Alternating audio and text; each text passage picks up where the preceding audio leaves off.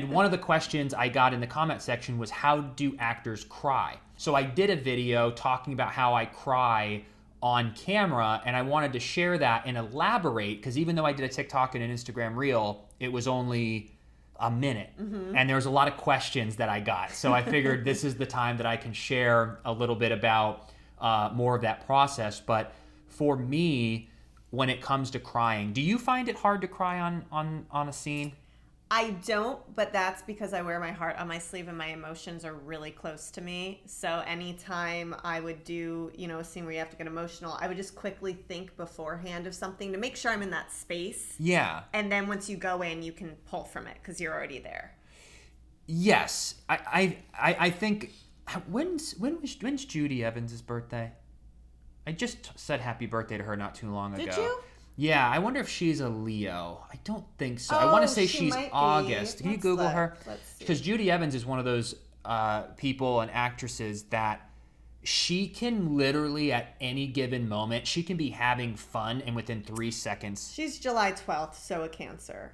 Okay, so she is in July. Cusp, yeah. I didn't know if it was something about Leos and being emotional or being like, a performer, but I think Judy's one of the best criers, and the accessibility to being able to cry. So it also really helps working opposite of her for all those years. But for me, when I first started off as an actor, I was very naive. I was very, as the industry would call, green, and I had a pretty cush life. Like, I didn't really go through any sort of adversity or true challenge or struggle in my life until like my early 20s, mid 20s, and beyond. So when I first became an actor, I was blessed that we lost a couple people in our family, but like we had a huge family and everyone was still alive. Yeah. I dealt with bullying a little bit in school, but nothing that was like to the point that created some sort of thing for me. And I played sports and did well, had friends. Like I kind of had a really cush life. Up until a certain age before I started experiencing like different challenges. So me trying to cry at like 19 or 20, I never really understood where to pull from or understanding true pain and suffering. And that was the same thing I would get with working with the little girls, is I never have been a father or even an uncle where I would be in a setting day after day with a 1-year-old, 2-year-old, 3-year-old, 4-year-old, 5-year-old of like, how do you speak to a 4-year-old? In general, I've never felt what that's like. When you've actually experienced true pain and you've had true pain and tears, now you know what that feels like. So you try to get to that. But what my first manager taught me, a good trick was, before I found the trick that helps, is you got to think of somebody you love that is dying or is in trouble, and you don't just think of them. You think of them calling out to you in the name that they only call you. So if I was imagining like Mio being on his deathbed or trapped somewhere and he was calling for me and he was like, Broseph, like that is what gets you to cry because it's so personal. You know what's funny, not to cut you off, but when we were filming Hiker, there was a scene where I had to get really, really, really emotional. I think it was way toward the end. And I think my character was kind of searching for you or something like that. And I remember we weren't using the actual audio from the scene I was in.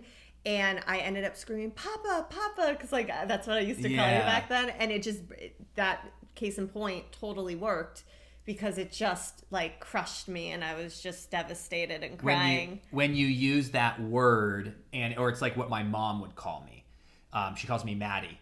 From my middle name, Matthew. So like my mom calls me Maddie. So like it's pinpointing those. And I was able in acting class to like cry maybe sometimes, but it was a big struggle. And when you have anxiety thinking about crying, you're not in the scene. But the next time that I really had to cry, now when it comes to like just tearing up, I can kind of just do that, but a full on like the crying, you need to be in that space. You can't fake it or you can smell it all over an actor. Sometimes it's better if you can't get there than just be emotional, but don't try to fake a cry. But the first time I cried when Will's character died and I had to go and see everybody and cry every day at every scene because I had to go see his mom. Then I had to go see where he died, and then it was all this. But that was during the time that Alyssa was in the hospital. And our song that we danced to at our wedding, Thinking Out Loud, I played that song and I was already in such an emotional state that I was able to play the song before they yelled action. And then I would pull it out, put it in my pocket, and I was already there. Yep. So I was able to cry. And then later on, that actually started wearing off. Of course, because you got used to it. You got used to it. So then I went to YouTube, and this is what I made the TikTok about, was I go to YouTube videos, and I will find something that makes me cry. Like I don't think I did anything but the Budweiser commercial during Adrian's death.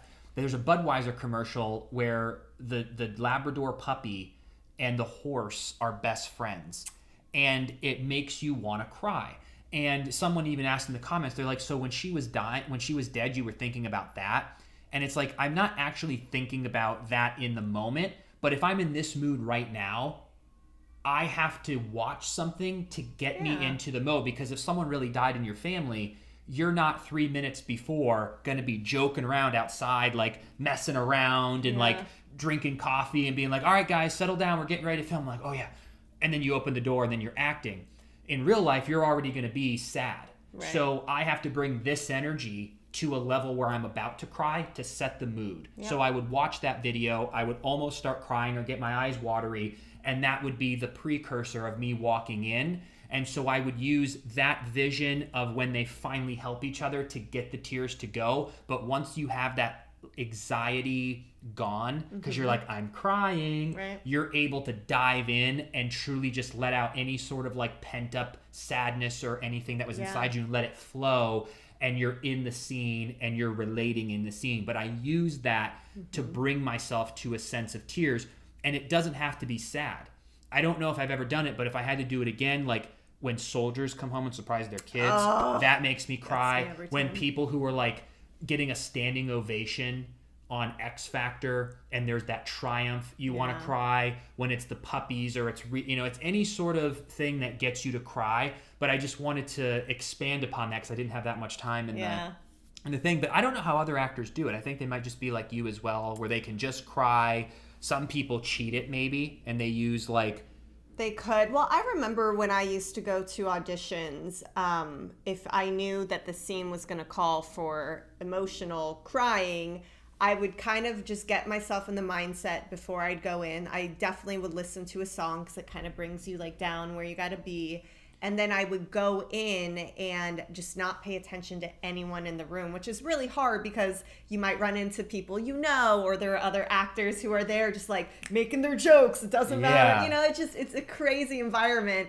And I would always just sign in and I'd sit down. I'd usually have headphones and I would just like be in the zone, because when you lose that area of where you need to be, like you said, you're playing catch up. Yes. So why not be prepared and ready to go? But I will say for me, I think it's pretty easy to cry just because I naturally am just emotional. But I don't know. I feel like that really happened a lot as I got older too. Like I can cry just over anything. Well, life. Yeah. I think a lot of people, especially once they have kids, that love is so strong. I think they can pull from that as well. So definitely. Every actor does it different. But I'm curious. I never actually asked people. I've seen people on set, get emotional, but like I never asked them their process. Isn't that interesting? I'm such an inquisitive person, but I've never asked any actor what they do to prepare to get emotional, because it's such an intimate moment to get that vulnerable. Because how often in life, if you're not acting, would you ever sit down with a new friend or an old friend and be like, so what gets you to cry? It's a little emotional. It's a little invasive. It's vulnerable. Yeah. So I never asked anyone, but that was how I did it. So I figured I would answer that question. Really quick, when I was younger, very young, I remember reading an article in one of those teen magazines, and it was some famous actor or actress. I have no idea who it was, but they were saying how on set they'll put something in your eyes or around it that just makes you cry. There is this like device I've seen before where it's almost like a little toilet paper roll, and there's like menthol. And someone puts it on your eye, and then someone blows into it, and then it gets your eyes to the point where they're about to water. Because even if you have watery tears, you have confidence in the scene. Yeah. If you're in a great mood and I'm like, my character's mom just died, but I'm just really looking forward to this dinner we're going to tonight, and like I have one more scene, life is good. I'm not in the mood to like, this didn't really happen. Right. But you're a professional. And there's certain times that you're like, but this is what you're paid for. Yep. These are the moments that you're paid for. Yep. So watch a video, get in there, and go crush it. But yeah, that crying has always been like, you know, tedious. And then also too, you obviously very much know this.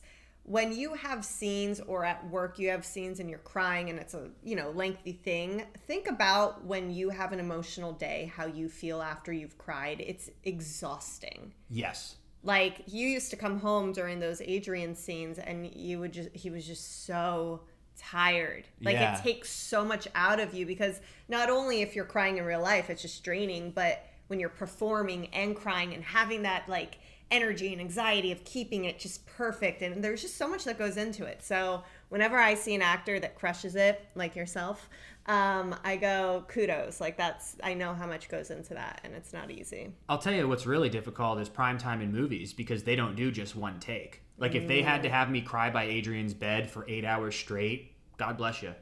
I don't know how actors do that. But I never worked that muscle because I never had to. It was always one take, and I think we even recorded one of those on rehearsal, because I was like, if I'm going to cry, but I would never cry during rehearsal. No, I'd always save it. it. Same thing with anger, same thing with anything. I would give 30% in the dressing room, 80% in rehearsal, but the 100% is where I'd pull from everything. Because I also wanted to surprise my fellow actor. Yeah. You know, you don't want to, like, that's how I've always worked. I go, I need to affect them, because if my fellow actor's affected, so is the audience.